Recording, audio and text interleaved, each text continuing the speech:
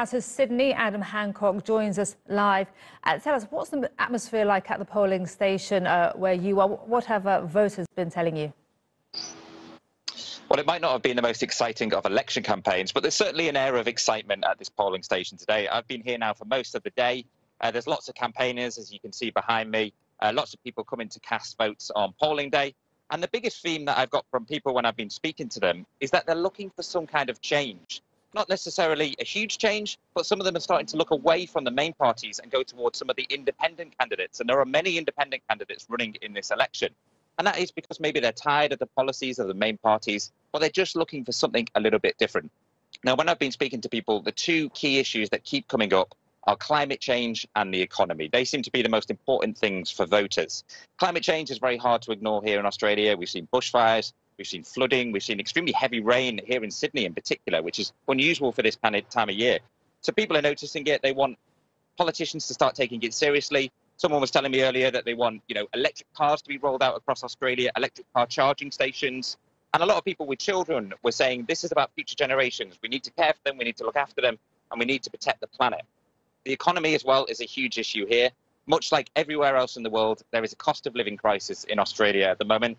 Inflation is up at over 5%. Interest rates were recently raised for the first time in more than a decade. And people are noticing it when they go to buy fuel, when they go to buy food. It's a key issue in this election. And so they're deciding based on that and also climate change as well. And Adam, we're reporting that it's set to be a close race between Scott Morrison and Anthony Albanese. But help our international audience understand just how different are their policies and what they're promising the voters. Well, one of the criticisms of both of the big parties in this campaign is that they haven't really put forward enough policies, and any policies that they have done are kind of quite closely aligned. There's not really too much of a choice, particularly on the economy. We'll start with Labour and Anthony Albanese. In terms of what they're offering, well, they've talked about childcare, making it more affordable, more accessible. He has also pledged that wages will be able to match the cost of groceries. So that's one of his economic pledges.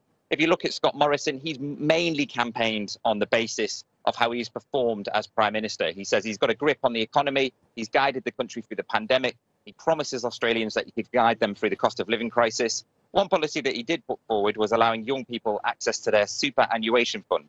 That's effectively like a pension or a government saving fund. You normally get access to it when you retire. He's now offering access to it at a younger age in order to be able to go and buy property. And that is one big issue for younger voters. Property prices are spiraling out of control here in Australia at the moment. Many people want to get on the housing ladder, so that would be an attractive policy for them. But in the main, unfortunately, it's been less about policy and more about the two leaders of the main parties attacking each other. The debates that we saw in this country, the televised debates, they weren't really a pretty sight even. There was a lot of mudslinging between the two.